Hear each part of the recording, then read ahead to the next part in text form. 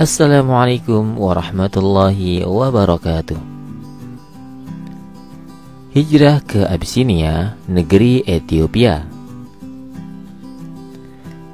Hijrah ke Abyssinia, juga dikenal dengan istilah hijrah pertama, adalah sebuah peristiwa di awal kemunculan Islam ketika para pengikut Nabi Muhammad terpaksa mengungsi ke wilayah Abyssinia untuk menghindar dari penindasan kaum kafir Quraisy di Makkah.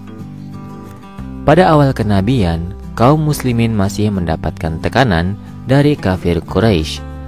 Penyiksaan yang dialami hampir seluruh pemeluk Islam selama periode ini mendorong lahirnya gagasan untuk berhijrah atau pindah ke Habsyah yang sekarang dikenal dengan Ethiopia. Peristiwa ini terjadi pada tahun 9 sebelum Tarikh Hijriah, yakni 613 Masehi, atau sekitar tahun 7 sebelum Tarikh Hijriah, yakni 615 Masehi.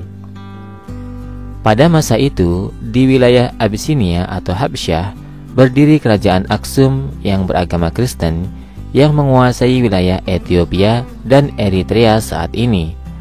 Penguasa kerajaan Aksum pada waktu itu dikenal dengan gelar Negus atau Najasyi yang bernama Asyama bin Abjar. Sejak Nabi Muhammad melancarkan dakwah terbuka di Makkah dan mendapatkan pengikut yang cukup signifikan, beberapa pemeluk muslim saat itu, khususnya yang bukan berasal dari klan Quraisy, menghadapi tekanan dan penganiayaan yang membuat Nabi Muhammad menyarankan supaya mereka mencari perlindungan di Abyssinia. Alasan Rasulullah memilih negeri Ethiopia sebagai tempat hijrah adalah karena raja di negeri itu seorang yang adil dan tidak ada seorang pun yang terzalimi olehnya. Kaum kafir Quraisy yang mengetahui kejadian tersebut langsung mengutus juru bicara untuk bernegosiasi dengan Raja Habasyah. Raja Habasyah memanggil perwakilan dari kaum muslimin dan kafir Quraisy.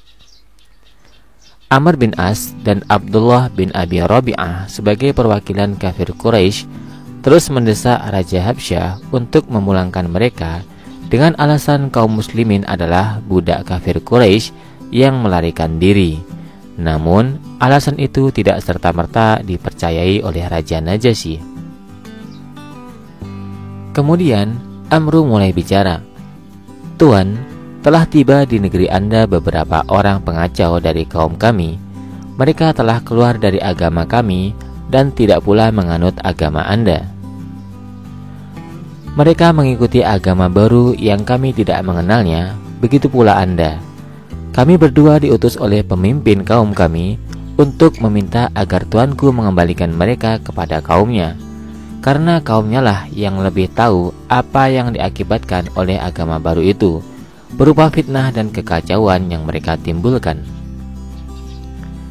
Raja Najasyi berkata, "Tidak, demi Allah, aku tidak akan menyerahkan mereka kepada siapapun sebelum mendengarkan keterangan mereka sendiri dan mencari tahu tentang kepercayaan mereka.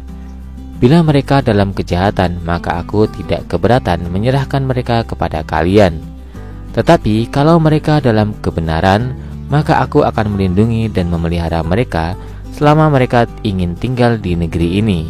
Demi Allah, aku tidak akan melupakan karunia Allah kepada diriku yang telah mengembalikan aku ke negeri ini setelah terusir karena ulah orang-orang keji." Raja Najasyi mengundang perwakilan kaum muslimin untuk menyatakan pembelaannya. Raja Najasyi berkata, "Agama apa sebenarnya yang telah membuat kalian memisahkan diri dari kaum kalian, sementara kalian tidak memeluk agamaku atau agama lainnya?" Ja'far bin Abi Thalib, juru bicara pihak muslim, menjawab dengan runtut, tegas dan penuh kejujuran. Menurut Ja'far, dulu sebelum ada Islam, kami berada dalam kesesatan. Lalu Allah mengutus utusan yang dari golongan kami, yang kami tahu betul siapa dia. Kami pun mengikuti agama yang dibawanya, tapi kami mendapat penindasan demi penindasan, hingga akhirnya memutuskan untuk hijrah ke Ethiopia, negeri dengan raja adil lagi bijaksana. Setelah mendengar ucapan panjang lebar dari Ja'far, sang raja memintanya untuk membacakan potongan wahyu yang diturunkan kepada Nabi Muhammad SAW. Ja'far pun membacakan ayat pertama dari surah Maryam. Mendengar ayat itu, sang raja langsung menangis. Sungguh, bacaan ini dan apa yang dibawa Isa benar-benar keluar dari sumber yang sama, akui sang raja. Sang raja lantas mengusir 2 orang utusan kafir Quraisy itu. Namun belum lama, 2 orang itu kembali lagi dan meminta sang raja untuk menanyakan perihal Nabi Isa kepada Ja'far. Akhirnya, sang raja memenuhi permintaan mereka dan menyuruh seseorang untuk menanyai tentang Isa pada Ja'far. Kami akan jawab tentang dia, yakni Nabi Isa, sesuai apa yang kami dengar dari Muhammad SAW. Dia, yakni Nabi Isa, adalah seorang hamba Allah, ruh darinya, dan kalimatnya yang disampaikannya kepada Maryam, sang perawan, jawab Ja'far. Sang raja membenarkan jawaban itu dan mengembalikan semua hadiah yang baru saja diberikan oleh 2 orang kafir Quraisy. Kaum muslimin akhirnya mendapat perlindungan secara resmi di Habasyah. Wallahu a'lam bishawab.